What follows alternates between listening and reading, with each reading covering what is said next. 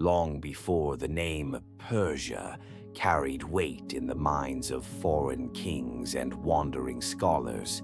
The land between the Zagros Mountains and the Iranian Plateau had already begun to shape one of history's most enduring civilizations.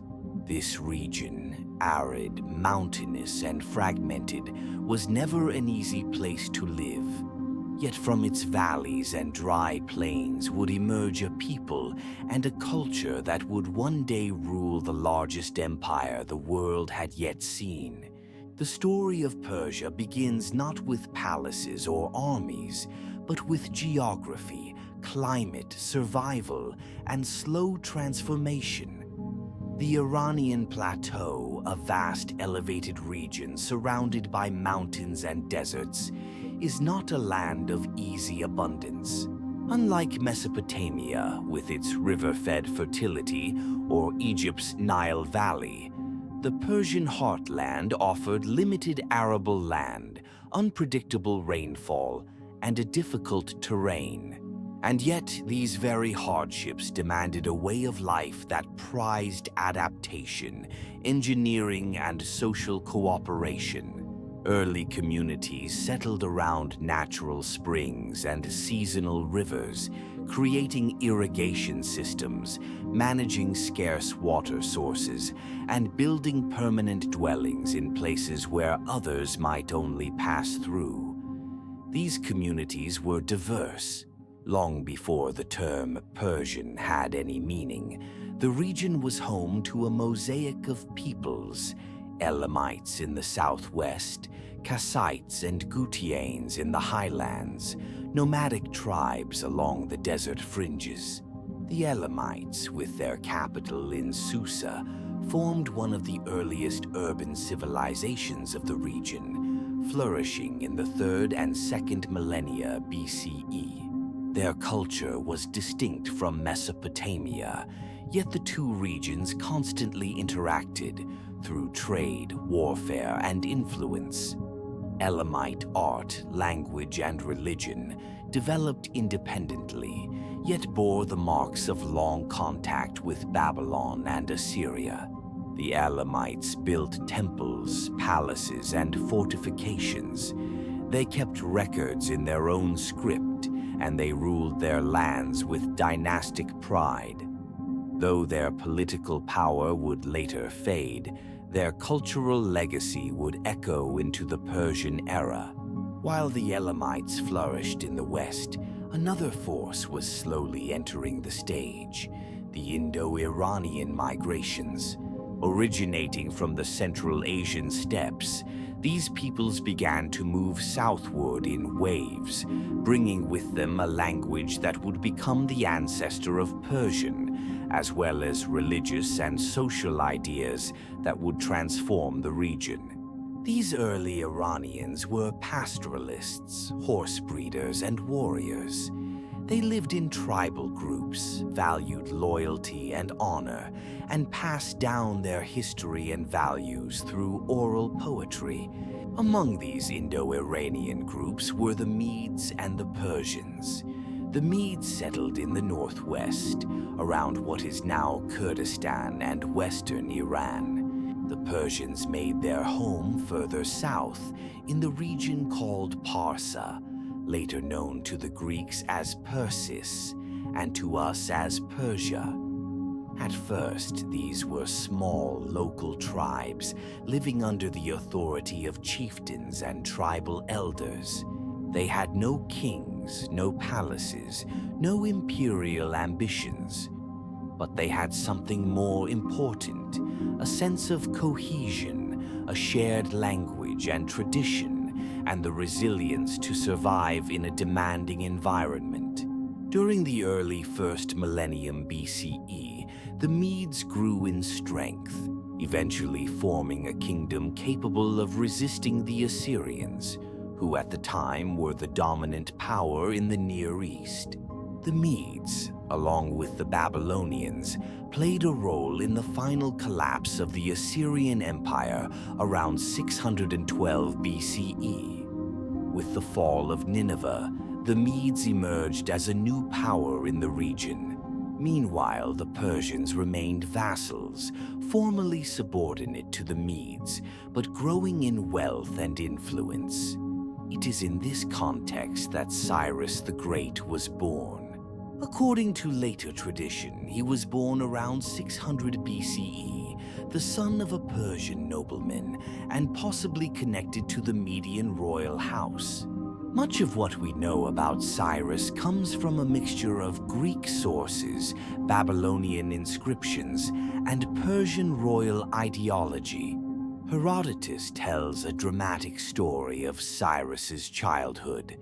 A boy destined for greatness, hidden by shepherds, raised in obscurity, and later reclaiming his birthright. Whether these stories are legend or fact, there is no doubt about what Cyrus would become: the founder of the Achaemenid Empire and the father of Persian greatness. Around 550 BCE, Cyrus led a revolt against the Median king Astyages. The reasons for the conflict are not entirely clear, but it appears that Cyrus, despite being a subordinate ruler, had begun to consolidate power among the Persian tribes. When the Median army marched to suppress the rebellion, many of its soldiers defected, possibly out of sympathy for Cyrus or resentment against Astyages. The Median kingdom fell, and Cyrus emerged not just as a tribal chief, but as the ruler of a united realm that now included both Persians and Medes. This moment marks the true beginning of the Persian Empire. Unlike the kings who came before him, Cyrus did not simply conquer. He integrated. He respected the traditions of the peoples he subdued. He employed local administrators. He did not raise cities unnecessarily or impose a single religion. His rule extended from the Aegean Sea to the edges of Central Asia, and from the Caucasus to the Persian Gulf. He conquered Lydia in the west, Elam in the south, and finally Babylon, the jewel of Mesopotamia. The conquest of Babylon in 539 BCE was a defining moment. According to the Cyrus cylinder, a clay artifact often described as the world's first charter of human rights, Cyrus was welcomed by the Babylonians as a liberator. He allowed exiled peoples, such as the Jews, to return to their homelands and rebuild their temples.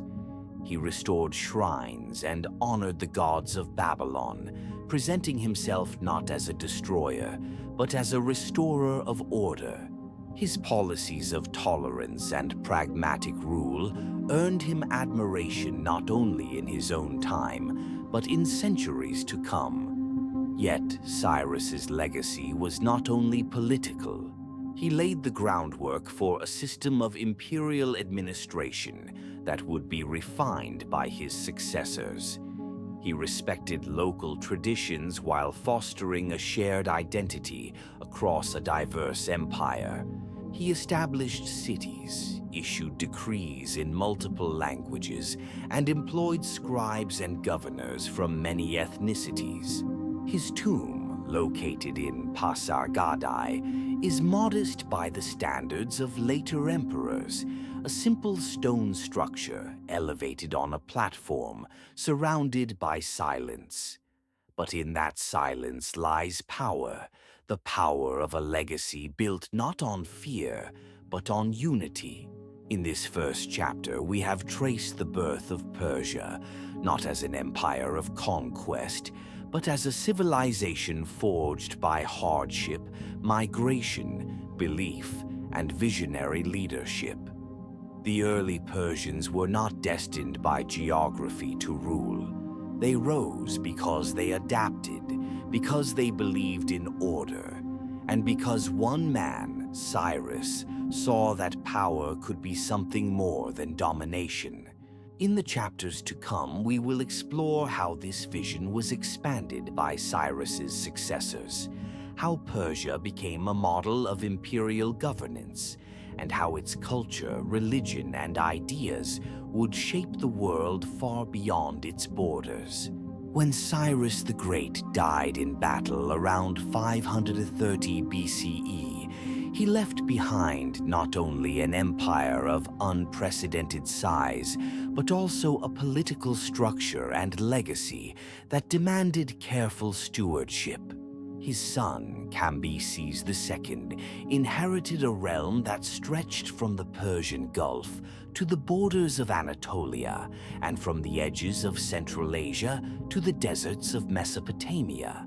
But Cambyses did not intend to simply preserve what his father had built. He sought to expand it. One of Cambyses' most ambitious undertakings was the conquest of Egypt. The Egyptians, who had long maintained their independence even in the face of Assyrian and Babylonian aggression, now stood as one of the last major powers outside Persian control. Cambyses prepared meticulously for the campaign, gathering troops from across the empire and organizing a naval fleet to accompany his forces along the Mediterranean coast. In 525 BCE, he engaged the Egyptian army at the Battle of Pelusium. The Persians, well-trained and coordinated, won decisively. Cambyses entered Egypt and declared himself pharaoh, adopting Egyptian royal titles and maintaining the local priesthoods. Though successful militarily, Cambyses' reign in Egypt was not without controversy. Later Greek sources, particularly Herodotus, paint a picture of a volatile and erratic ruler. They accuse him of sacrilege, cruelty, and irrationality. However, modern historians are more cautious in accepting these accounts. It is likely that much of the negative portrayal of Cambyses stems from Egyptian resentment and Greek hostility. What is clearer is that Cambyses died under unclear circumstances while returning from Egypt, possibly in a conspiracy or accident, leaving a vacuum in the imperial leadership. That vacuum was filled by Darius, a member of a noble Persian family and distant relative of Cyrus. Darius was not the obvious heir, and his ascent to the throne was contested. According to the Behistun inscription, a monumental trilingual inscription carved into a cliff in western Iran, Darius claimed to have defeated a usurper named Gaumata, who had posed as Cambyses' brother. Whether or not this narrative is fully accurate, Darius did face multiple rebellions in the early years of his reign.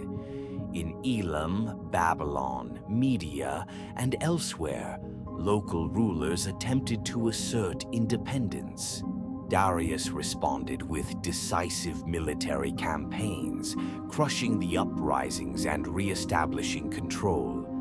Once stability was restored, Darius turned his attention to governance. More than any Persian king before or after, Darius the Great was a builder, not just of monuments but of systems.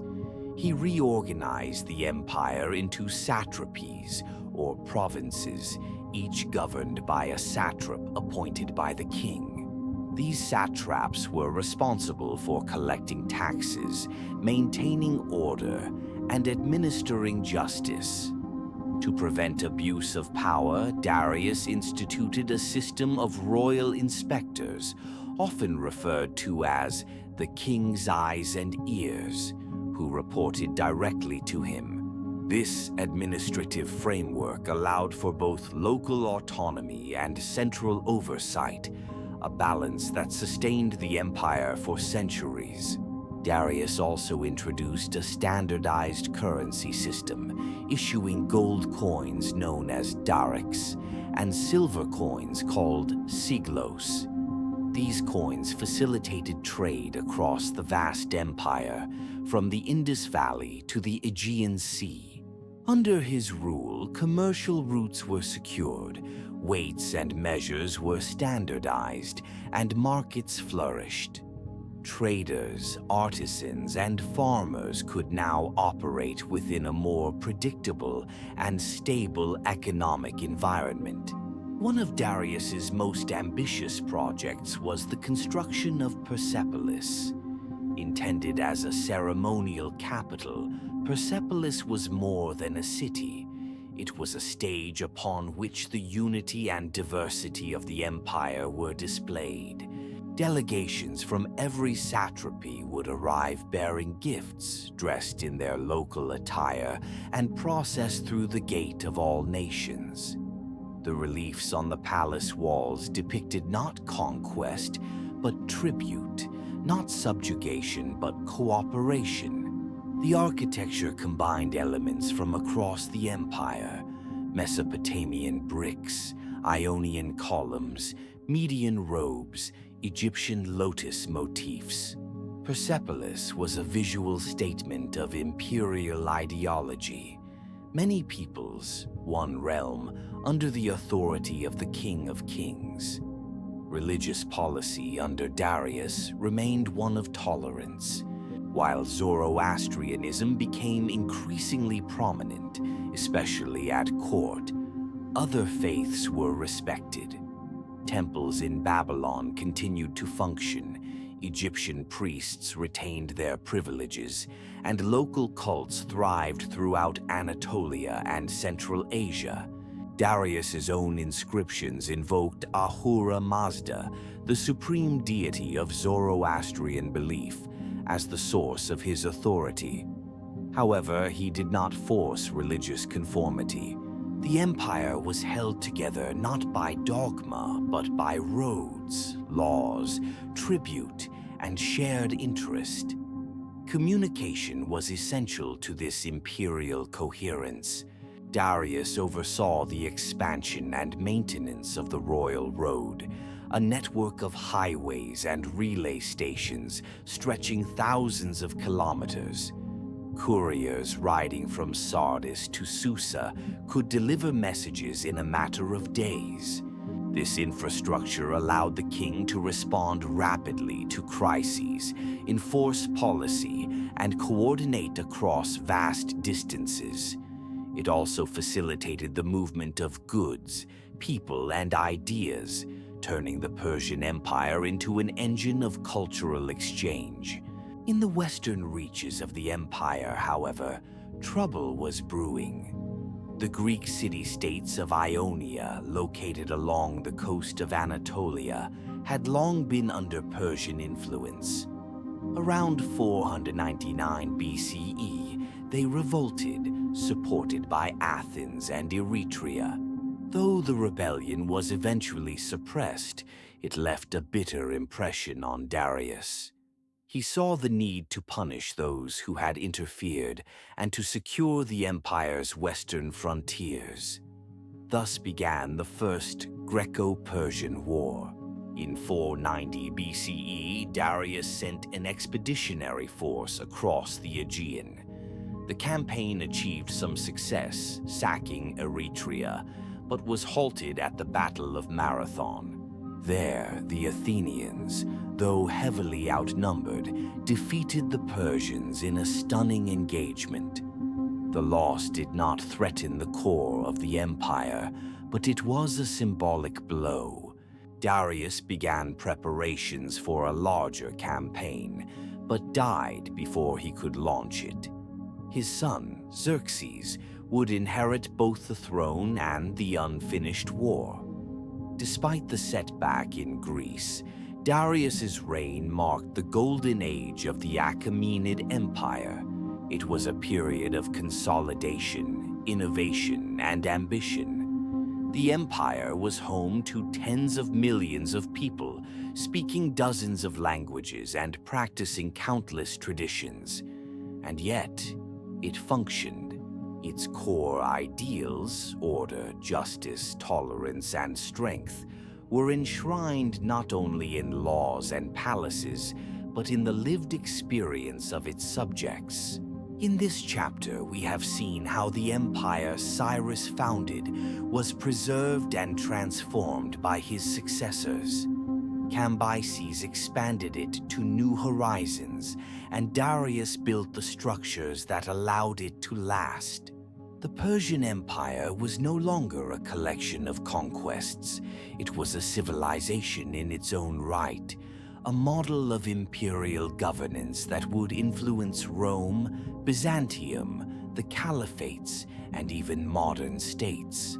In the next chapter, we will follow the reign of Xerxes, the renewed conflict with Greece, the building of imperial identity through ritual and architecture, and the challenges of holding together an empire that had grown vast, complex, and increasingly contested.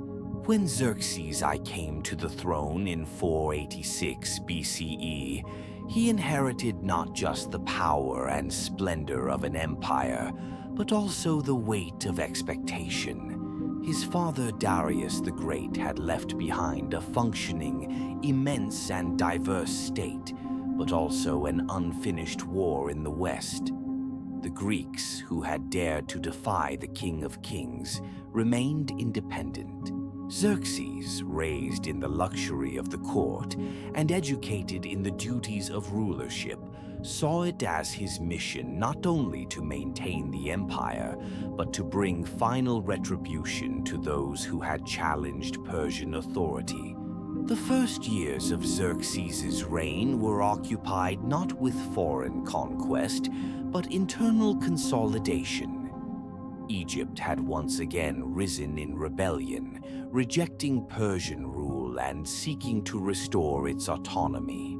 Xerxes led a campaign to suppress the revolt, which he did successfully, reaffirming Persian dominance over the Nile. In the wake of his victory, he installed his brother Achaemenid as satrap of Egypt and introduced stricter control over the region. At the same time, Babylon, the ancient jewel of Mesopotamia, also showed signs of unrest. Xerxes put down the uprisings there as well, but his measures were harsher than those of his predecessors. He removed the golden statue of Marduk, the city's chief deity, from the Asagila temple, and some sources suggest he ended the traditional New Year festival, acts that symbolize the reduction of Babylon's status and religious independence within the empire. Once internal order had been secured, Xerxes turned his gaze westward. The humiliation at Marathon still lingered, and the idea of allowing the Greek city-states to remain defiant was unacceptable to Persian ideology. In Persian terms, the king ruled the whole world, or at least all that mattered. Allowing even small, fragmented city-states like Athens or Sparta to operate outside imperial oversight was not merely a political oversight, it was a cosmic disorder. Thus, Xerxes began preparations for a massive campaign to bring Greece under Persian rule once and for all. The scale of the invasion was unprecedented. According to ancient sources, hundreds of thousands of soldiers and support personnel were assembled from across the empire. Persians, Medes, Egyptians, Phoenicians, Bactrians, Indians, and many more. The armies of the Achaemenid Empire were as diverse as its territories, each contingent wearing its native dress, carrying its own weapons, but marching under the authority of the great king. The Persian navy, composed of ships from Phoenicia, Ionia, and Egypt, followed the army along the coastline.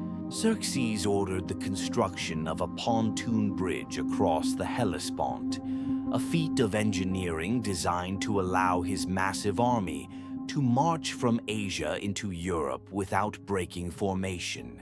When the first bridge was destroyed by a storm, he famously ordered the waters to be whipped and cursed before building a second, stronger one. This act, though dramatic, reflected the symbolic mindset of the empire. Nature itself was expected to obey the will of the King of Kings. The campaign of 480 BCE began with great momentum. The Persian army moved into Greece, encountering early resistance at the narrow pass of Thermopylae. There, a small alliance of Greek city-states, led by King Leonidas of Sparta, made a legendary stand. Though the Greeks were ultimately defeated and Leonidas slain, their resistance delayed the Persian advance and became a symbol of Greek unity and heroism. Xerxes continued south, capturing Athens, which had been evacuated by its citizens. The city was burned, and for a brief moment, it seemed that Greece had fallen. But the decisive blow never came. The Athenian navy, under Themistocles, lured the larger Persian fleet into the narrow straits of Salamis. There, the Persians' numerical advantage was nullified by the confined waters, and their fleet suffered a devastating defeat. Xerxes, fearing the isolation of his forces in hostile territory, withdrew to Asia with part of his army, leaving a general, Mardonius, to continue the war. Mardonius would fall the following year at the Battle of Plataea, and the Persian effort to conquer Greece effectively ended. The western frontier remained, for now, beyond imperial control. Though the loss was not catastrophic for the empire as a whole, it marked a turning point. The aura of Persian invincibility was cracked, and the Greeks had demonstrated that they could stand against even the mightiest empire of their time. Back in Persia, Xerxes focused on governance and grand construction. He continued work on Persepolis, enhancing the ceremonial center with new halls, reliefs, and inscriptions. The Apadana, a grand audience hall begun under Darius, was completed under Xerxes. New palaces were built, and the Gate of All Nations was expanded. The artwork of Persepolis celebrated the unity of the empire.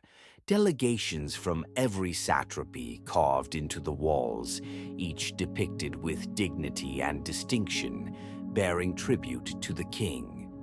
The court of Xerxes was one of ceremony and hierarchy. Rituals reinforced the divine right of the king, whose authority was rooted in the will of Ahura Mazda. The king was not seen as a god, but as the appointed defender of cosmic order. Court life followed strict protocols. Audiences were formal and orchestrated. Access to the king was limited, and officials rose through ranks of privilege and proximity. Despite the grandeur, the later years of Xerxes' reign were marked by intrigue and growing instability. Assassination plots, palace rivalries, and competition among nobles weakened the cohesion of the central administration. In 465 BCE, Xerxes was murdered, likely as a result of a conspiracy within the palace. His death set off a period of uncertainty, with short-lived reigns and power struggles at court. Still, the structures built by Darius and expanded by Xerxes endured. The empire remained vast, wealthy, and sophisticated. Roads functioned, taxes were collected, satraps governed their provinces. Trade flowed along caravan routes from India to the Mediterranean. Artists, priests, and scribes continued their work, and temples, both Zoroastrian and others, remained centers of worship and community. The defeat in Greece did not destroy the Persian Empire, but it did change how it was perceived, both by others and by itself. The myth of absolute dominance had been challenged. Going forward, the empire would be more cautious, more defensive, but it would remain for another century and a half, a formidable and complex civilization whose influence would reach far beyond its borders. In the next chapter, we will shift our focus away from kings and battles and explore the inner life of the Persian Empire, the lives of ordinary people, the role of women, social classes, cities and villages, economy and trade, language and education, a portrait of the empire from within. The greatness of an empire is not only measured by the triumphs of its kings or the extent of its conquests.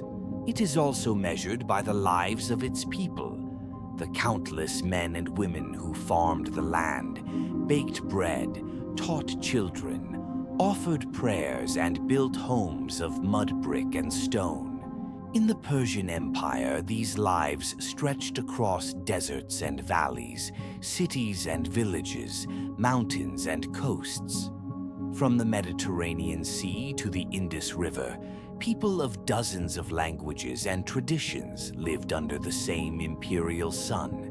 Their diversity was not a weakness, but a defining feature of the empire's strength. Life in the empire varied greatly depending on geography, class, and local custom. In the fertile plains of Mesopotamia, farmers cultivated wheat and barley using irrigation channels fed by the Tigris and Euphrates. In the highlands of Media, shepherds grazed flocks of sheep and goats across rocky hills. In the dry zones of Iran, the invention of qanats, underground channels that carried water from mountains to settlements, allowed agriculture to flourish in otherwise inhospitable land. Dates, pomegranates, grapes, and melons were grown in orchards, while herders moved seasonally with their animals, trading wool, meat, and hides for grain and tools. The basic unit of society was the household. Extended families lived together, sharing labor and resources. Homes varied in size and material. Simple one-room dwellings in rural villages, more elaborate courtyard homes in cities like Susa, Babylon, and Sardis. In many places, cooking was done in clay ovens, and meals were eaten with the hands while sitting on mats or low stools. Bread, lentils, cheese, fruits, and sometimes fish or meat formed the basis of most diets. Wine and beer were consumed in moderation, and feasts were held to mark religious festivals, weddings, and seasonal milestones. In cities, the social structure was more complex. Artisans, merchants, scribes, priests, and administrators lived and worked in neighborhoods organized by trade or ethnicity. Workshops lined market streets, potters spinning clay, metalworkers forging tools, weavers dyeing cloth. Markets buzzed with activity, sellers shouting prices, buyers haggling, animals braying, music from street performers mingling with the sound of carts and footsteps. Trade was central to the life of the empire. The royal road connected Susa to Sardis, but countless smaller routes branched off in every direction. Merchants traveled with caravans carrying textiles, ceramics, spices, lapis lazuli, ivory, leather, and more. Gold from Lydia, cedarwood from Lebanon, cotton from India, and tin from Central Asia all found their way into Persian markets. Inns and caravanserais provided rest and shelter for travelers, while imperial couriers moved messages with extraordinary speed between capitals and outposts. Language was as diverse as the terrain. In the western provinces, Aramaic served as the common written language of administration and trade. In Elam, Sumerian scripts still echoed in temple texts. In the east, local dialects persisted alongside the official tongues. Persian, the language of the court, was used in royal inscriptions and decrees, often written in Old Persian cuneiform. Multilingualism was a norm, not an exception. Scribes trained in multiple scripts, Elamite, Akkadian, Aramaic, played a vital role in keeping the empire's bureaucracy functioning. Women participated actively in social and economic life.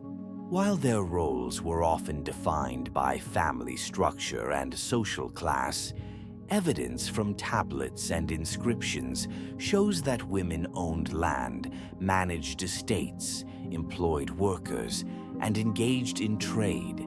In royal households, women of noble birth held influence over court politics, religious endowments, and even diplomatic affairs. Queen Atossa, daughter of Cyrus and mother of Xerxes, was revered as a wise and powerful figure. In temples, priestesses performed rituals and maintained the sacred fires of Zoroastrian worship. Religion permeated daily life. Though Zoroastrianism was increasingly promoted by the court, the empire remained religiously pluralistic. In Babylon, temples to Marduk and Ishtar still operated. In Egypt, the cult of Osiris and the rituals of Ra continued. Anatolian deities, Elamite gods, and local spirits were all honored in different parts of the realm. Fire temples dotted the empire, tended by priests called Magi. These sacred spaces, often simple stone enclosures with central altars, were kept clean and orderly. Fire, seen as the purest symbol of truth and divine order, was never allowed to go out. Education was generally informal but valued. In elite families, boys were taught to read, write, ride horses, shoot arrows, and speak clearly in public. Some received training in administration, theology, or astronomy. In Babylon, temple schools taught mathematics, medicine, and divination.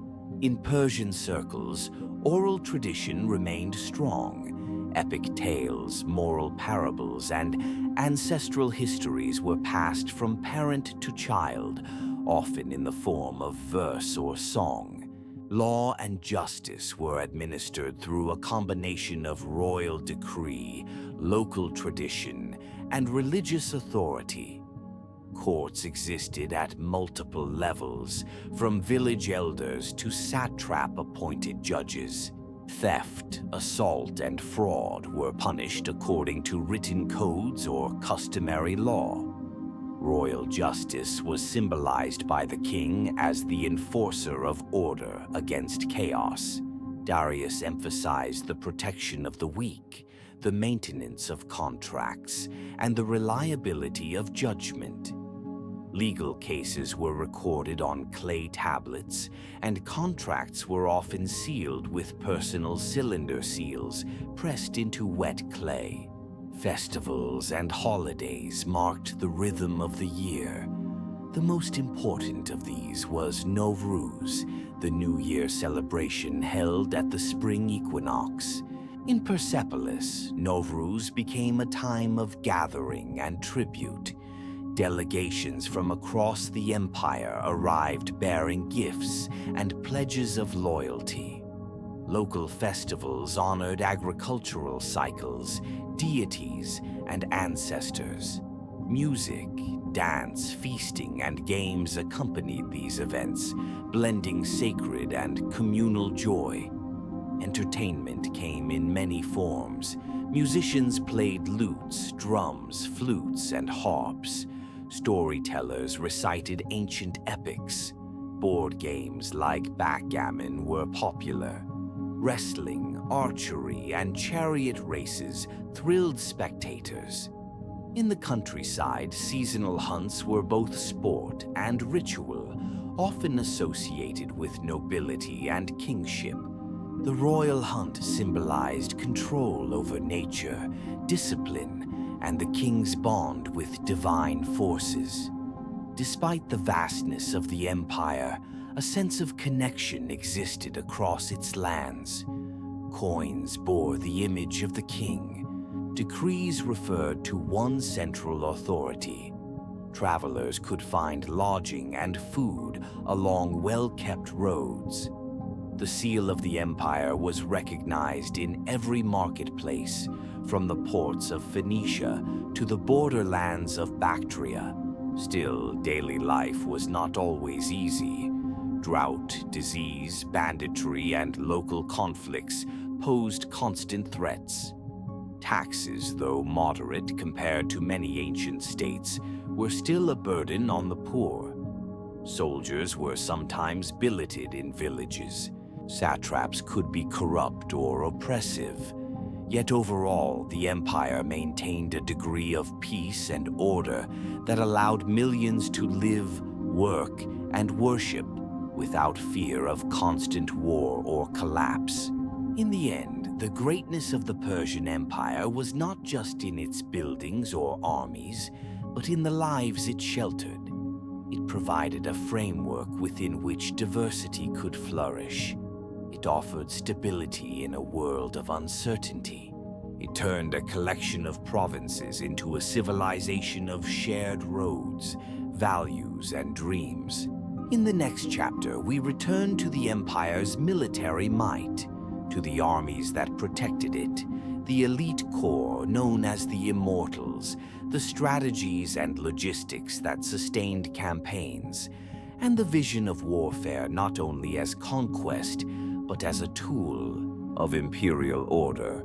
No empire, no matter how just its laws or tolerant its policies, can survive without the means to defend itself. The Persian Empire, stretching across mountains, deserts, and rivers, needed more than administration and diplomacy. It needed force. From the earliest days of Cyrus the Great, the military had been central to Persian statecraft. But unlike many other ancient powers, the Persians viewed war not merely as conquest, but as a necessary element of universal order. They saw the world as a place of chaos and conflict, unless it was ruled by justice, embodied in the person of the King of Kings. War, then, was not an end in itself. It was a way to establish and preserve the cosmic harmony they called Asha. The Persian army was not a single monolithic force, but a dynamic institution built on diversity and coordination. The vast size of the empire meant that no single ethnic group could supply all its soldiers. Instead, each satrapy provided troops according to its resources and population. These contingents varied greatly in dress, weaponry, and fighting style, reflecting local traditions. Bactrian cavalrymen with their scale armor rode alongside Babylonian archers and Ionian marines. Yet, through training, shared leadership, and a unifying ideology, they fought under one banner. At the core of this force were the Immortals, a legendary elite unit of 10,000 infantry soldiers. Their name came from the fact that their numbers were always kept constant. If one fell in battle, another was immediately brought in to replace him, creating the appearance of an invincible, unchanging core. The Immortals were distinguished by their discipline, equipment, and close proximity to the king. They carried spears, short swords, wicker shields, and often wore elaborately embroidered tunics and headdresses. They were not only a fighting force, but also a symbol of imperial strength and continuity. Military organization under the Achaemenids was highly structured. Troops were organized in units of tens, hundreds, thousands, and myriads, 10,000s, each led by officers appointed for loyalty and competence. Commanders were expected to maintain discipline, oversee supplies, and relay orders with precision. Though the Persian system emphasized central authority, it also allowed for flexible responses. Local commanders could adapt to conditions on the ground, and generals often came from noble families with deep ties to the provinces they governed. The Persians also excelled at logistics. Long campaigns required more than soldiers. They required food, water, clothing, shelter, medical care, and communication. Royal engineers built bridges, dug wells, constructed roads, and organized supply depots. Caravans of pack animals carried grain, wine, dried meat, oil, and forage for horses. Camps were often laid out with orderly sections, defensive perimeters, and access to clean water. Doctors, cooks, armorers, and blacksmiths traveled with the army, ensuring that the troops remained healthy and equipped. Siege warfare was another strength. Persian engineers could construct ramps, towers, and battering rams using knowledge inherited from Assyria and Babylon. They surrounded cities, cut off supplies, and sometimes negotiated surrender rather than storming walls. In Egypt, Mesopotamia, and Anatolia, the Persians demonstrated skill at taking fortified positions without unnecessary destruction. Their goal was not to annihilate, but to absorb, to bring new regions into the imperial fold with their infrastructure intact. The Persian navy, while not as dominant as those of the Greeks or Phoenicians, played an essential role in coastal campaigns and logistics. Ships were built and manned by subject peoples, especially the Phoenicians and Ionians. Naval engagements during the Greco-Persian Wars, such as at Artemisium and Salamis, showed both the potential and the limitations of the Persian fleet. Though vast in number, their ships sometimes lacked the maneuverability and coordination of their Greek counterparts. Nevertheless, the Navy allowed the movement of troops, protected coastal cities, and served as a strategic extension of imperial power. Military service was not reserved for the lower classes. Noble Persian families were expected to provide sons for command positions and personal participation in campaigns. For the aristocracy, warfare was a duty and a path to honor. Young men trained in riding, archery, and physical endurance. Persian boys were famously taught three things: to ride a horse, to shoot a bow, and to speak the truth. These skills were not just symbolic, they were foundational to the identity of the elite. Religion and ideology also played a role in Persian warfare. Before battle, prayers were offered to Ahura Mazda, and priests performed rituals to ensure divine favor. Zoroastrian ethics emphasized the struggle between truth and falsehood, order and chaos.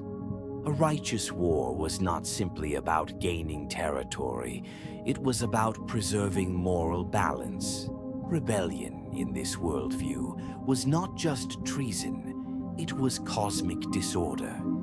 This belief gave Persian military campaigns a deeper justification and gave soldiers a sense of participating in something greater than themselves.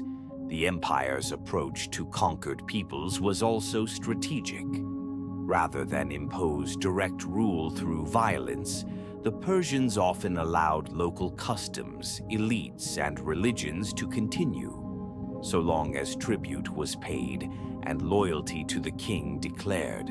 Military governors and garrisons were installed only where necessary. This reduced the likelihood of rebellion and minimized the need for constant military presence. In regions like Lydia, Phoenicia, and even parts of Central Asia, Persian rule was accepted because it disrupted less than it protected. Despite these strengths, the Persian military faced real challenges. Distance and communication could hamper coordination. Diverse units sometimes struggled with cohesion in the heat of battle. And in the mountainous terrain of Greece or the steppes of Central Asia, familiar tactics didn't always work. The defeats at Marathon, Salamis, and Plataea demonstrated the limits of even the best prepared imperial army. Still, these setbacks did not break the empire. Persian forces regrouped, retrenched, and continued to defend their frontiers with determination. Military colonies were established in strategic regions where veteran soldiers were granted land in exchange for service. These settlements served dual purposes, rewarding loyal troops and creating buffer zones along unstable borders. In time, many of these soldiers and their families became integrated into local society, spreading Persian culture while adopting local customs. Even in times of peace, the army remained active. It built roads, supervised labor, protected trade caravans, and enforced royal decrees. Soldiers could be seen not just in distant outposts, but in the streets of major cities, on guard at temples, palaces, and administrative centers. Their presence reminded all subjects, from farmers to nobles, that the empire was strong, watchful, and ready. In the end, the Persian military was not simply a tool of conquest, it was the spine of imperial order. Its reach extended across continents, and its legacy would influence military systems for generations.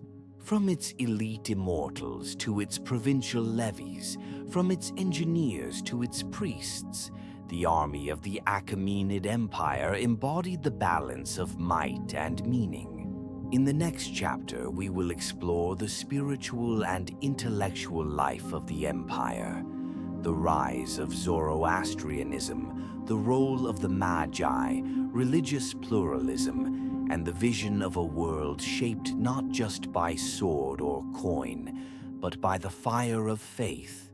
In the heart of the Persian Empire, beyond the monuments of kings and the roads of conquest, burned a quiet flame, literally and spiritually. This flame represented not only a physical fire tended by priests in stone temples, but also the light of a religion that would become deeply interwoven with Persian identity, Zoroastrianism. Yet the spiritual landscape of the empire was not confined to a single belief system. It was as diverse and complex as the peoples who lived under the rule of the King of Kings. Zoroastrianism was one of the world's earliest monotheistic religions, though in its early form it contained strong elements of dualism. Its prophet, Zarathustra, known to the Greeks as Zoroaster, is believed to have lived sometime between 1500 and 1000 BCE. His teachings centered on a cosmic struggle between truth, Asha, and falsehood, Diaruj, between light and darkness. At the heart of this vision stood Ahura Mazda, the wise lord, creator of all that is good. Opposing him was Angra Mainyu, Ahriman, the spirit of destruction and deceit. Human beings in Zoroastrian thought were not passive observers of this struggle. They were agents of choice, capable of siding with truth through good thoughts, good words, and good deeds. This ethical foundation gave the religion a moral clarity that resonated with Persian rulers. The king, seen as the earthly guardian of order, was responsible not only for law and justice, but for protecting the cosmic balance. His role was both political and sacred. The priests of Zoroastrianism were called Magi.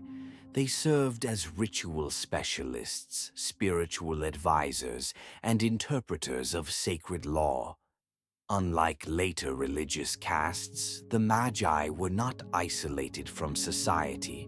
They were embedded in court life, administration, and education.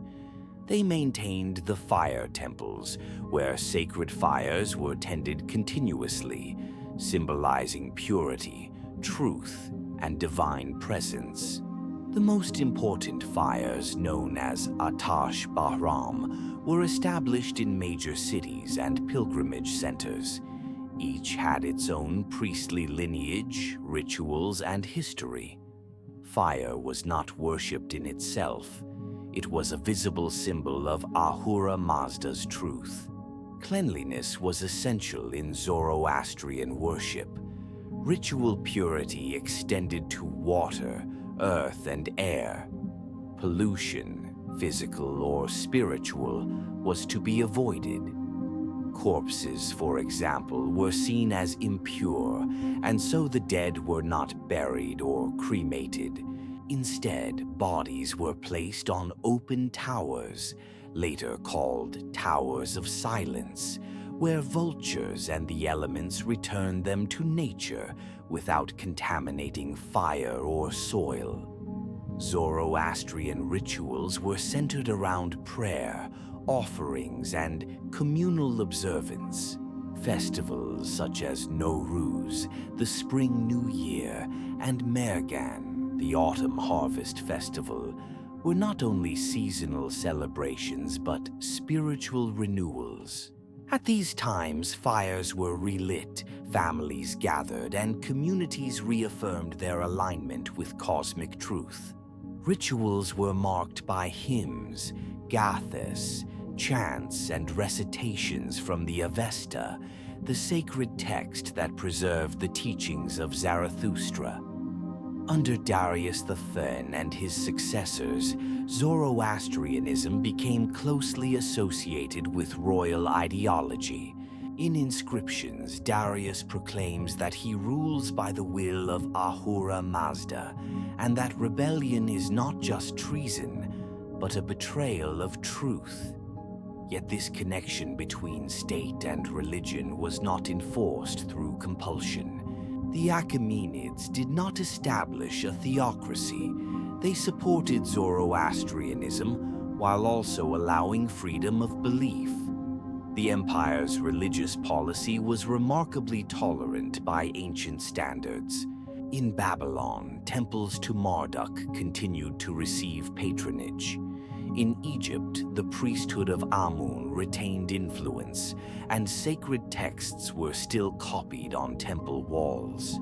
The Persians restored shrines, respected oracles, and often allowed local rulers to maintain their ancestral traditions. Even conquered peoples such as the Jews were granted religious autonomy.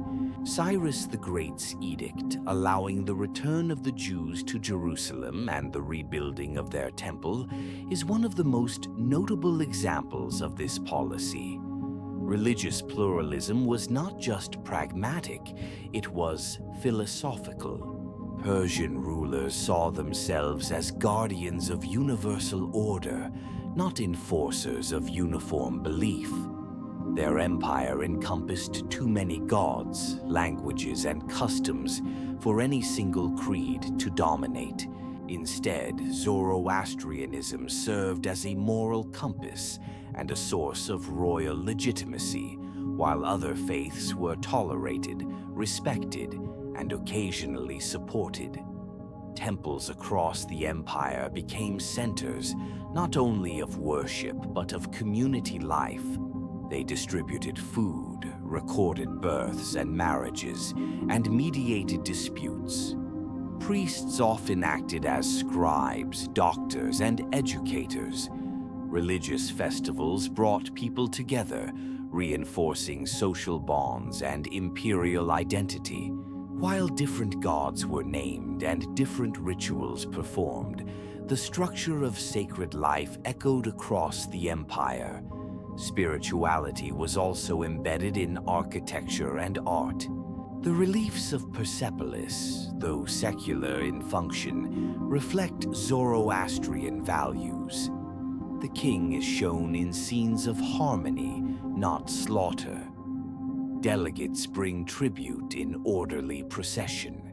The imagery conveys a world in balance, ruled by justice and guided by divine will. Winged symbols, often interpreted as Faravahar, representing divine glory or the soul, appear above royal figures, linking heaven and earth. Even coinage reflected spiritual themes. While early coins bore the image of the king in battle or procession, later issues began to include fire altars and priests. This visual language reminded subjects that their loyalty was not just to a ruler, but to a sacred principle of truth and cosmic balance. Zoroastrian influence extended beyond ritual and law. It shaped ethical expectations, personal behavior, and conceptions of life and death. The idea that life was a test, that each action had consequences, and that the universe moved toward a final reckoning gave meaning to daily choices. Zoroastrian eschatology, the belief in a final judgment, resurrection, and purification of the world, offered hope and moral direction. It inspired both humility and responsibility. Over time, the teachings of Zarathustra would echo far beyond Persia. Elements of Zoroastrianism, such as dualism, angels and demons, final judgment, and heaven and hell, found their way into Jewish, Christian, and Islamic thought. But in the Achaemenid period, these ideas were still rooted in a specifically Persian worldview, a vision of harmony between the seen and unseen, between ruler and subject, between cosmos and community. In the next chapter, we will return to the outer world and trace the arc of the empire's later history, its expansion and resistance, its evolving leadership, and the forces that would eventually bring it into conflict with new and rising powers. After the death of Xerxes I in 465 BCE, the Achaemenid Empire entered a new phase, one marked not by explosive expansion or glorious victories, but by internal management, gradual decline in royal authority, and increasing tension among the imperial elite. Xerxes had left behind a massive and relatively stable realm, but his assassination by court conspirators marked a shift in imperial culture.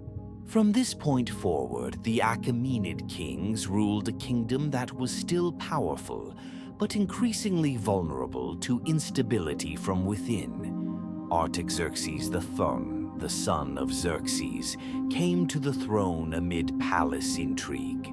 His reign, which lasted from 465 to 424 BCE, was long and generally peaceful, but the signs of decentralization had already begun to appear. Provincial satraps, governors appointed by the king, began to accumulate greater autonomy. Some minted their own coins, others raised their own armies. While the king remained the symbolic center of the empire, the practical power began to disperse into the hands of local elites. The empire's vastness, once its strength, had become a source of strain. Communications, even with the royal road and courier system, could take weeks. Decisions made in Persepolis or Susa might be delayed, misinterpreted, or ignored by the time they reached the provinces. The satrapy system, though efficient, depended heavily on the loyalty of individuals, and loyalty was not always guaranteed. In the western provinces, the Greek world continued to challenge Persian influence. Although the major invasions of Greece had ended, Persian rulers remained involved in Hellenic affairs. They funded rival city-states, played Athens and Sparta against each other, and maintained naval presence in the Aegean. At times, they achieved remarkable results, such as the Peace of Callias, which ended direct conflict between Persia and Athens, or the later King's Peace, also called the Peace of Antalcidas, in which Persia asserted itself as a diplomatic arbiter among Greek rivals. Yet even as Persian gold flowed into Greek hands to buy influence, the empire's eastern frontiers began to fray. Nomadic groups from Central Asia threatened the borders. In Bactria and Sogdiana, maintaining control required constant vigilance.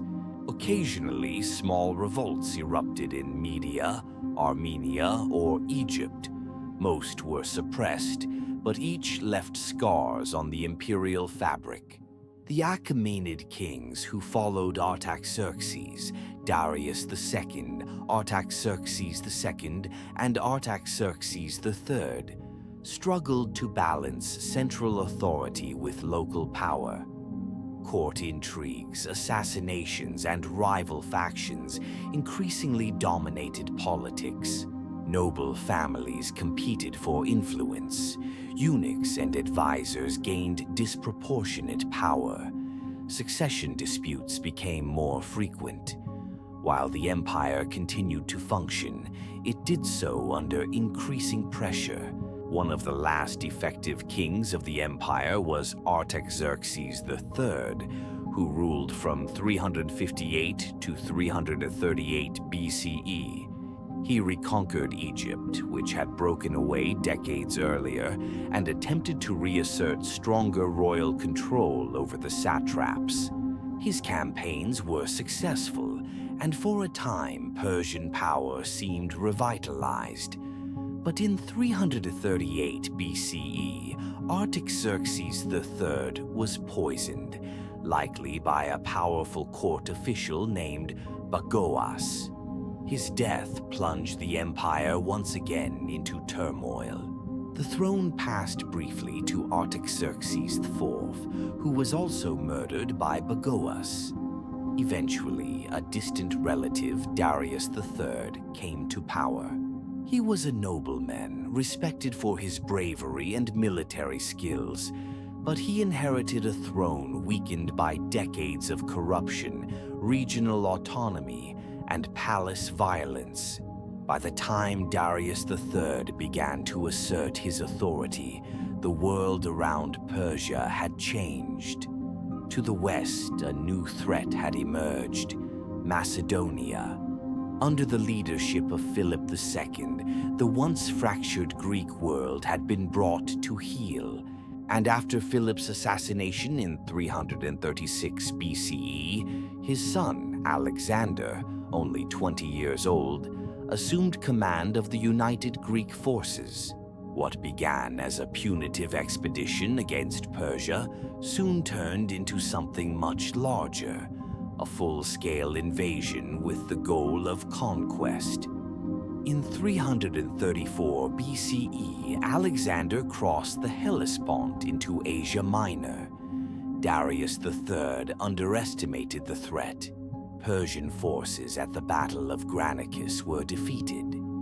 In 333 BCE, at the Battle of Issus, Darius himself fled the battlefield, an act that, in Persian tradition, undermined his legitimacy. A king was supposed to stand firm, to embody divine order. His retreat created a crisis of confidence. Alexander pressed forward, taking cities one by one.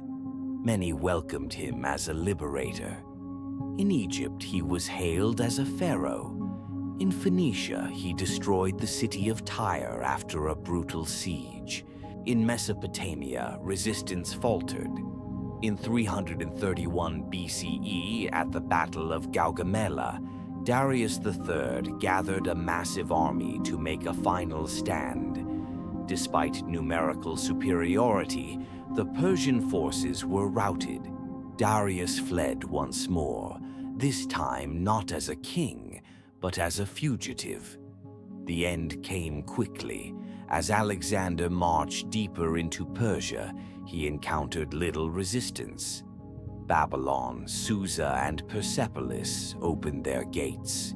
In Persepolis, the ceremonial heart of the empire, Alexander allowed his troops to plunder and burn the palace complex, an act he would later regret.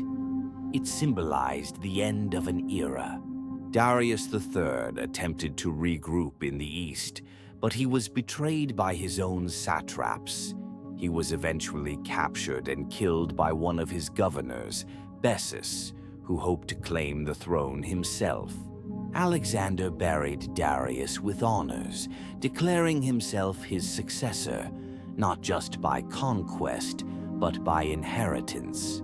Thus ended the Achaemenid Empire, not with a final battle, but with internal collapse accelerated by an external force. Its systems, though still in place, had decayed. Its unity, once celebrated in the reliefs of Persepolis, had fragmented. The kingship that had begun with Cyrus the Great ended with Darius III, not in glory but in pursuit. In the next chapter, we will examine what happened after the fall, how Persian culture persisted under Macedonian and Seleucid rule, how Zoroastrianism survived, and how the memory of the empire shaped the future of Iran. The fall of the Achaemenid Empire in 330 BCE marked the end of a political order, but not the end of Persia. The land, the people, the language, and the traditions endured. Though the palaces of Persepolis were looted and the fire altars extinguished in many places, the spirit of Persian civilization remained alive. In some ways, it was only transformed, filtered through new rulers, reshaped by new dynamics, and reborn in different forms. When Alexander the Great entered the Persian world, he did not come simply as a conqueror. He came with a vision, a desire to merge East and West into a single cosmopolitan empire. After defeating Darius III, Alexander sought to present himself not as a foreign invader, but as the legitimate successor to the Achaemenid kings. He adopted Persian dress, revived court rituals, married into noble Persian families, and even retained many Persian satraps in their positions of power. He paid homage to Persian customs and traditions. At Pasargadae, he visited the tomb of Cyrus the Great and ordered it restored after years of neglect. He encouraged Persian participation in his administration and integrated Persian soldiers into his army. At Susa, he famously held a mass wedding between his Macedonian officers and Persian noblewomen, a symbolic act of unity between the two worlds. Yet, despite these gestures, Alexander's empire was not built to last. After his death in 323 BCE, his generals, known as the Diadochi, divided the territories among themselves. The eastern provinces, including most of Persia, came under the control of Seleucus, founder of the Seleucid dynasty. The Seleucids ruled from new cities like Seleucia on the Tigris, where Greek architecture, language, and administration dominated the landscape. Still, Persian culture did not disappear. In rural areas and smaller towns, Zoroastrian practices continued. fire temples remained active, often in secret or under local patronage. The Avesta, the sacred Zoroastrian text, was preserved orally by priests who continued their duties despite political changes. Festivals such as Nowruz were still celebrated. The moral values of truth, duty, and ritual purity remained cornerstones of family and community life. In time, the Seleucid kings themselves adopted certain Persian customs. Some gave their children Persian names. Others commissioned local artisans and honored regional deities. The duality of empire, Greek in form, Persian in soul, shaped the character of the eastern Seleucid territories. Hellenism and Persianism were not in constant opposition. They merged, overlapped, and coexisted in complex ways. In the northeastern frontier, a new power was emerging: the Parni, a nomadic people who would eventually found the Parthian Empire. Around the mid-3rd century BCE, Arsaces I led a rebellion against the Seleucids and established the Arsacid dynasty. The Parthians were of Iranian origin, and they consciously positioned themselves as heirs to the Achaemenid legacy. Though the Parthians did not attempt to recreate the Achaemenid system in full, they embraced its symbols and restored Persian pride. They revived Zoroastrian fire worship, adopted royal titles such as King of Kings, and ruled through a decentralized system of noble families and tribal alliances. Their capital at Ctesiphon became a major center of commerce and diplomacy, rivaling cities to the west. Persian language also evolved. Old Persian, used in royal inscriptions under Darius and Xerxes, gave way to Middle Persian, or Pahlavi. This language became the medium of Zoroastrian scripture, administrative records, and literary expression. Though the script changed, the essence of Persian identity endured. Even in the absence of a central empire, the idea of Persia remained powerful. In the stories told by priests and poets, the memory of Cyrus, Darius, and Xerxes lived on. The glories of Persepolis, the justice of the ancient kings, the harmony of empire, these were not forgotten. They became part of a collective memory that would inspire future rulers. Zoroastrianism, too, retained its core influence. Though no longer the state religion, it continued to guide personal behavior, legal norms, and community structures. Fire temples were rebuilt, priestly lineages were maintained. The Gathas, sacred hymns attributed to Zarathustra, were memorized and passed down across generations. In some cases, Zoroastrian elements found their way into other belief systems. The emphasis on dualism, judgment after death, and a savior figure who would bring about the final victory of good. These ideas influenced emerging religious traditions, including Judaism during the Babylonian exile, early Christianity, and later, Islamic eschatology. As the centuries passed, the land of Persia remained a crossroads. Merchants traveled the Silk Road, carrying goods and ideas from China, India, the Mediterranean, and Arabia. Cities like Merv, Rai, and Nishapur became centers of learning and trade. Persian scholars studied astronomy, medicine, and philosophy, sometimes in Greek, sometimes in Aramaic, often in Pahlavi. The Parthians ruled for nearly 5 centuries, resisting Roman invasions and managing a complex empire without the centralized bureaucracy of the Achaemenids. Their endurance was a testament to the adaptability of Persian governance and identity. Though not as grand in monumental architecture, the Parthian world kept alive the structures, spiritual, cultural, and social, that had defined ancient Persia.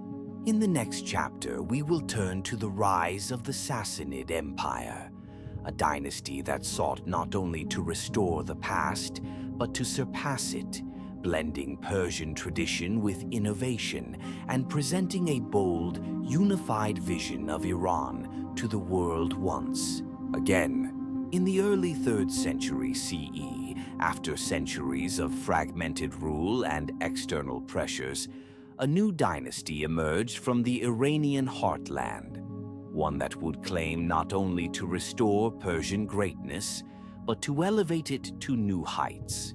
This was the Sassanid Empire, founded by Ardashir around 224 CE.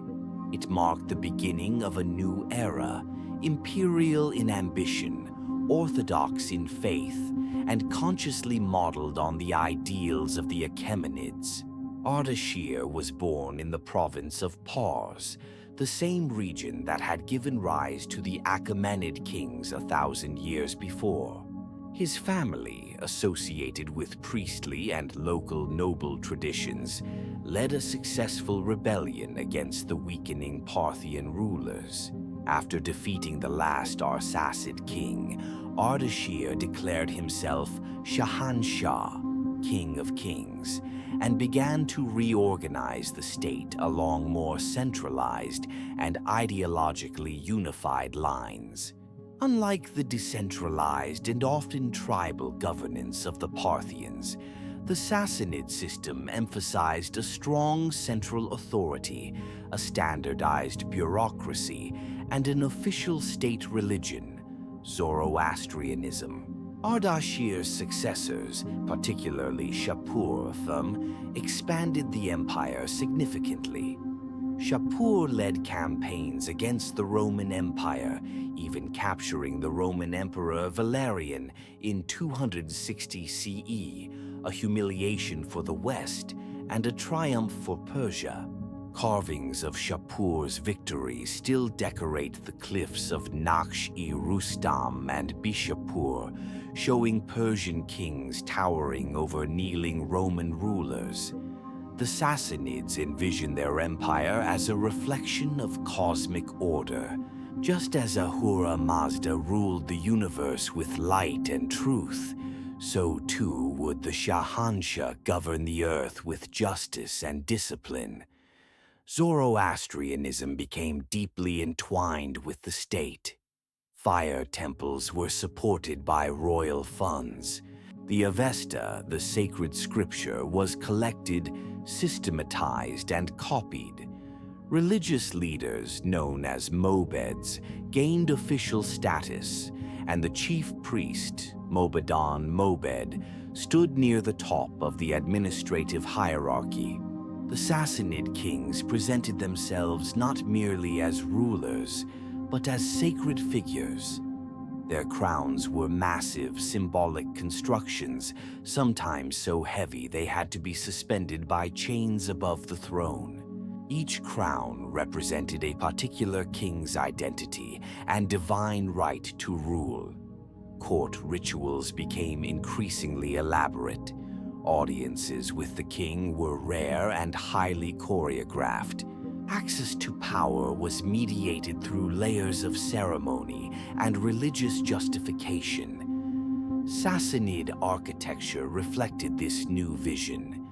Palaces in Ctesiphon, Firuzabad, and Bishapur featured vast barrel vaults, domes, and intricate stucco work. Reliefs depicted kings hunting lions or receiving crowns from divine figures.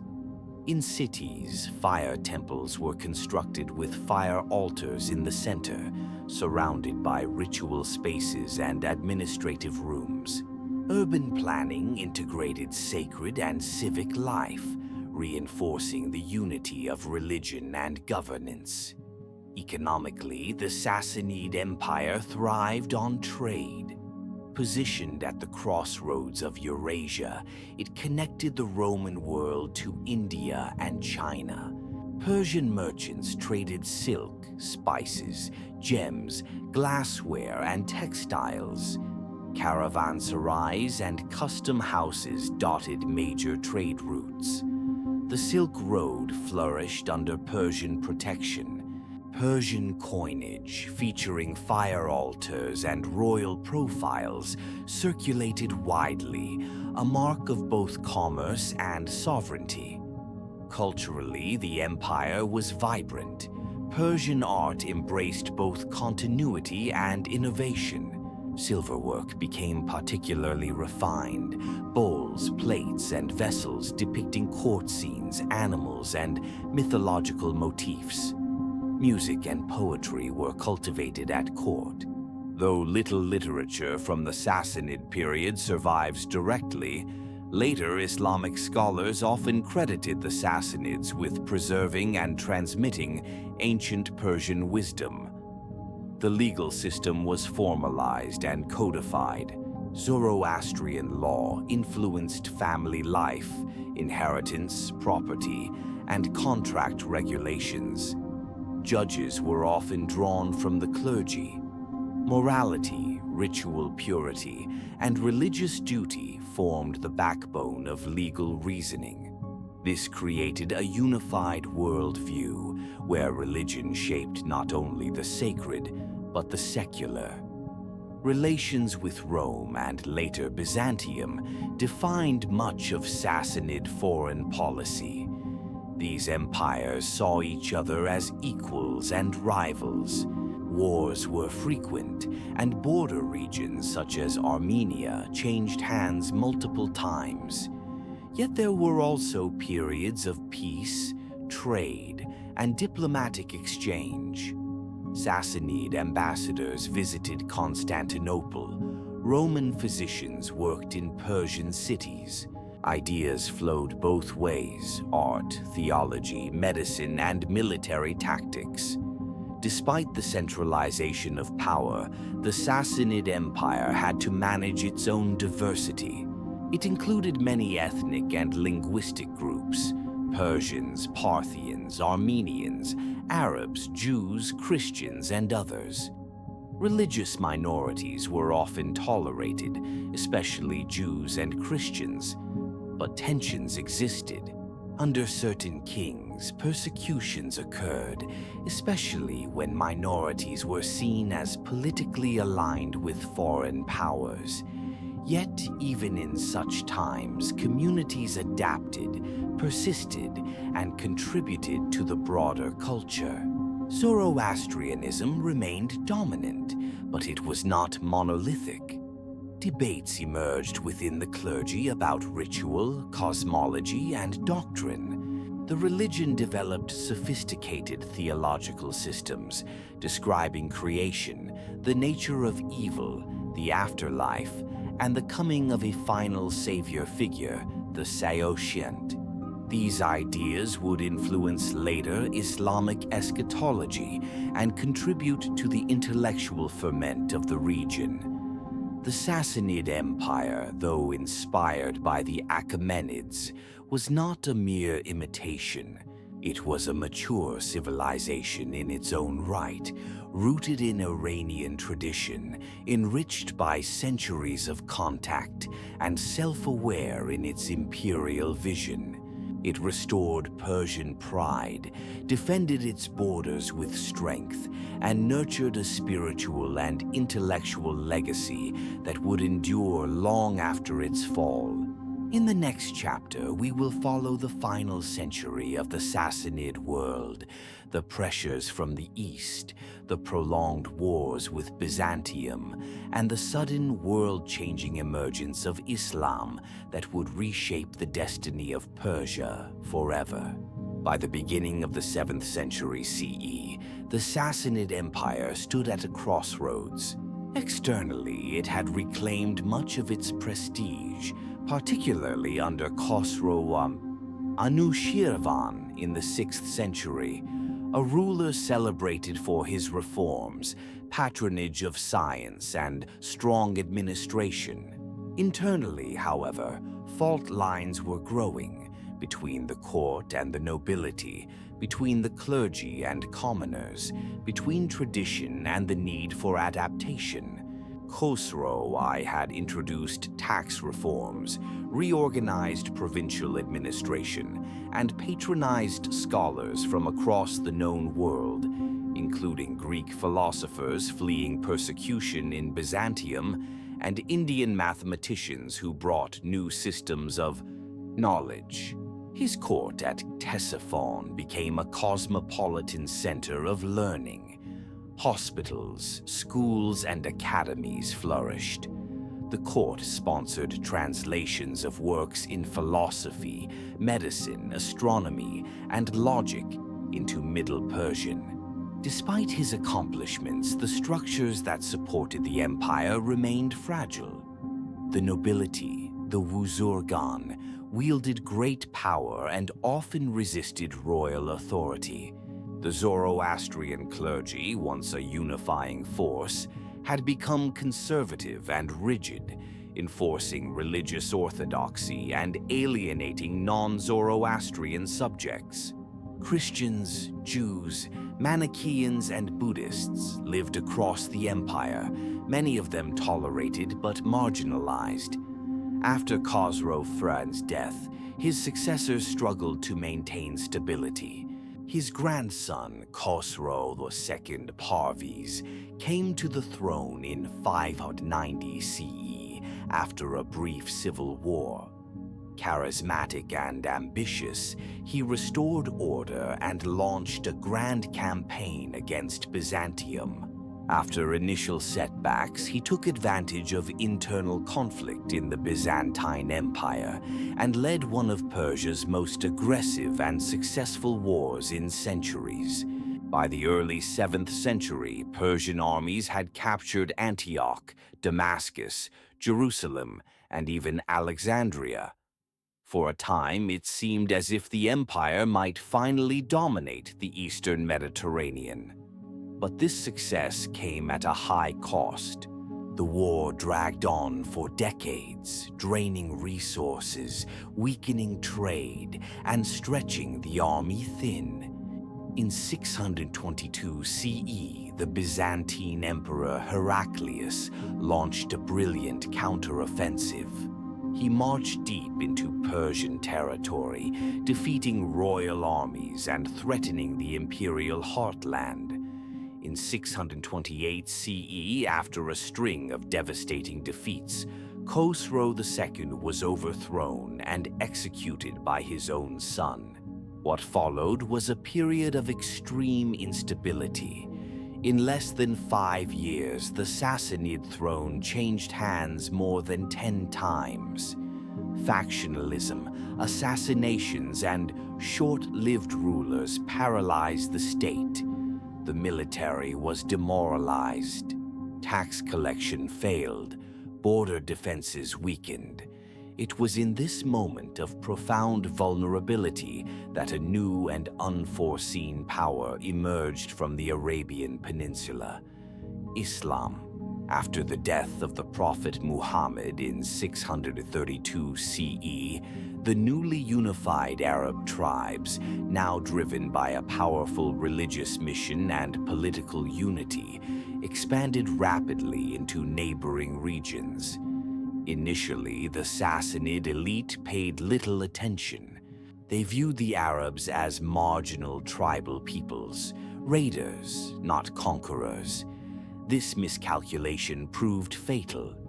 In 636 CE, at the Battle of Al-Qadisiyah, a small but disciplined Muslim army faced a larger but disorganized Persian force.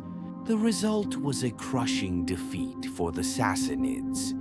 The gateway to Mesopotamia stood open. In 637 CE, Ctesiphon, the imperial capital, was captured. Though much of the royal treasury had been moved, the psychological blow was immense. Yazdegerd III, the last Sassanid king, fled eastward. He attempted to rally forces in Media, Khorasan, and Sistan, but regional governors were either too weak or unwilling to resist the advancing Arabs. Over the next decade, the remnants of the empire were gradually absorbed. In 651 CE, Yazdegerd III was killed, either by a local noble seeking favor or by simple brigands. With his death, the line of Sassanid monarchs ended. The fall of the Sassanid Empire was not solely the result of foreign invasion.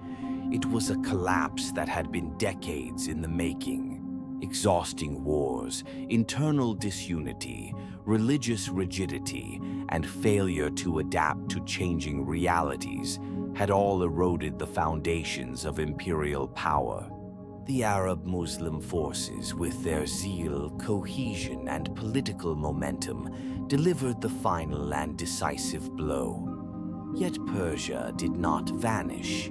Even as the administrative structures dissolved, the cultural, religious, and linguistic legacy of Iran endured. Many former Sassanid officials and nobles entered service under the Rashidun and later Umayyad caliphates. Persian engineers, scholars, and scribes continued to shape governance. The Persian language gradually re-emerged, now influenced by Arabic vocabulary and script, as New Persian. Zoroastrianism, though no longer dominant, survived in pockets, especially in Yazd and Kerman, and among exiles who later settled in India as Parsis. The memory of the Sassanid Empire remained strong. Persian poets, historians, and philosophers would later romanticize it as a golden age of wisdom and order. In time, new dynasties would arise on Iranian soil, the Tahirids, Samanids, and Buyids, reviving Persian identity within the Islamic world. The great epic Shahnameh, written by Ferdowsi in the 10th century, would immortalize the heroes and kings of ancient Persia, ensuring that the story of the empire lived on in the collective memory of the Iranian people. In the next chapter, we will reflect on the full legacy of the Persian empires, from Achaemenid to Sassanid, and how their ideas, institutions, and vision of the world continued to shape politics, culture, and religion across Eurasia for centuries to come. The empires of ancient Persia, Achaemenid, Parthian, and Sassanid, did not merely occupy territory. They articulated a vision of civilization, sovereignty, and order that would reverberate far beyond their own eras. Even after their political fall, their influence persisted in law, governance, architecture, religion, and historical memory. To understand the true legacy of Persia is to grasp how deeply its ideals were embedded in the structures of later empires, cultures, and belief systems. One of Persia's most enduring contributions was the idea of imperial governance based on administrative rationality and religious legitimacy. Under the Achaemenids, the system of satrapies provided a flexible yet centralized way to rule a diverse population. This concept, provinces governed by regional authorities loyal to a central power, was adopted by later empires, including the Romans, Byzantines, and Islamic caliphates. The Persian use of royal roads, messenger networks, and standardized taxation demonstrated the importance of logistics and infrastructure in empire building. These systems enabled not only the projection of military power, but also cultural exchange, economic integration, and a sense of unity across vast distances. The royal road of Darius I, stretching over 2,500 kilometers, was as much a symbol of connectivity as of command. Another foundational legacy was the fusion of moral philosophy with rulership. Zoroastrianism, though a religious system, presented a vision of the world deeply relevant to governance. The dualism between truth and falsehood, light and darkness, became not only spiritual metaphors but principles of justice and social order. A Persian king was expected to defend Asha, the cosmic truth, by promoting justice, protecting the weak, and maintaining harmony. This ideal would echo later in Islamic concepts of just leadership, and in Christian and Judaic ethics influenced during and after Persian contact. Persia also introduced the world to the concept of cultural pluralism within imperial boundaries. From the time of Cyrus the Great, who allowed exiled peoples to return to their lands and worship freely, the Persian Empire practiced a form of statecraft based not on uniformity, but on accommodation. Local customs were respected, religions were tolerated, and elites were co-opted rather than replaced. This allowed the empire to govern without constant revolt, and inspired future multi-ethnic states to adopt similar strategies. Architecturally, Persian influence can be seen in the grand courtyards, columned halls, fire temples, and royal palaces that later empires imitated. The palatial layouts of Persepolis and the massive domes and arches of Sassanid cities would influence Islamic and Byzantine architecture for centuries. The Iwan, a large vaulted hall open at one end, originated in Persian design and became a hallmark of Islamic sacred architecture. Persian legal and bureaucratic traditions continued long after the empires had fallen. Sassanid legal codes influenced early Islamic jurisprudence, especially in areas of inheritance, property, and family law. Persian scribes and administrators were heavily involved in the Umayyad and Abbasid caliphates. Persian papermaking, record-keeping, and chancery traditions helped shape the bureaucratic institutions of the Islamic world. Culturally, the memory of Persia was kept alive in literature and myth.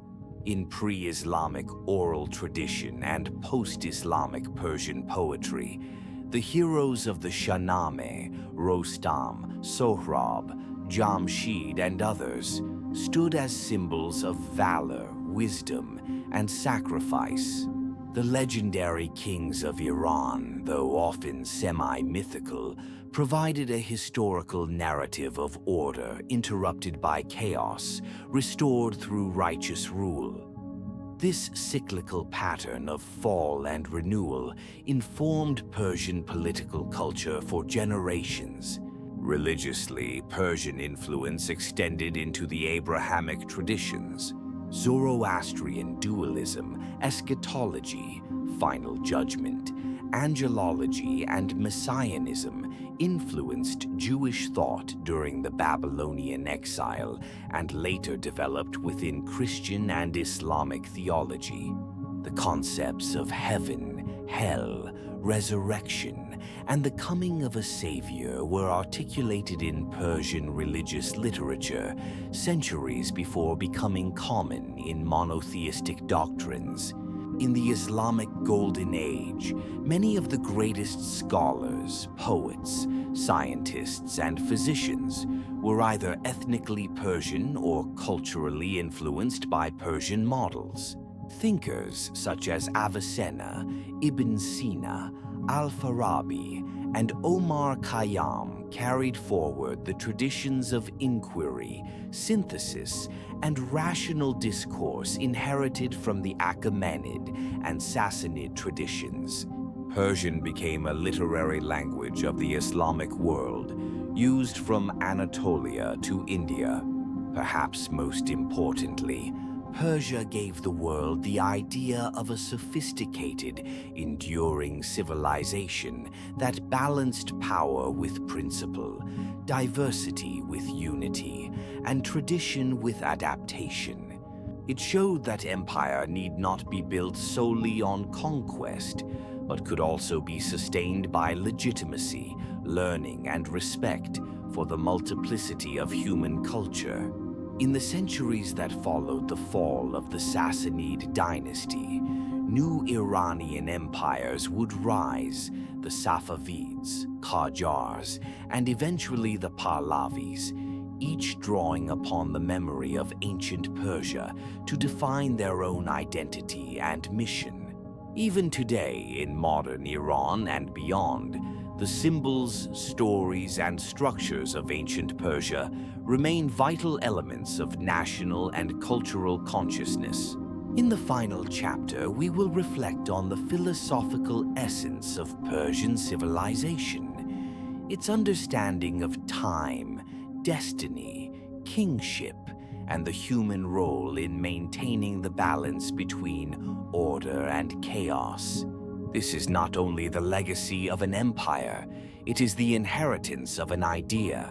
To speak of Persia is to speak not only of empires and kings, but of a world view, a deep, ancient vision of the universe, its cycles, its struggles, and the role of humanity within it. Across millennia, Persian civilization cultivated a philosophy that transcended politics and touched upon metaphysical questions. What is truth?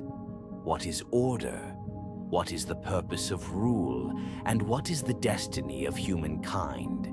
At the heart of this vision was the Zoroastrian concept of dualism. The world, according to Zarathustra, is a battlefield, not of flesh and blood, but of principles. On one side stands Asha, truth, order, justice, light. On the other, Druj, deceit, chaos, darkness. Human beings are not bystanders in this battle. They are participants, agents of choice. Every action, every word, every thought either strengthens the forces of order or allows chaos to spread. This dualism was never simplistic. It did not imply that good and evil were equal.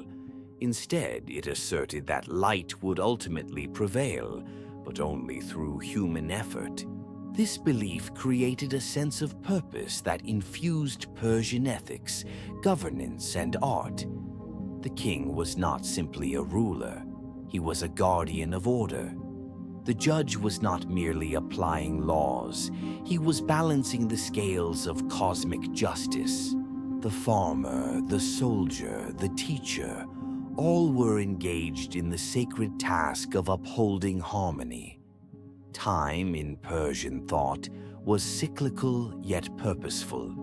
The universe moved through epochs of order and disorder. History was not a straight line nor a meaningless loop, but a pattern: rises and falls, declines and renewals. This idea appears again and again in Persian literature and prophecy. That after darkness, light returns. That after tyranny, justice is restored. That no empire, no matter how mighty, is eternal, but the values it embodies may endure.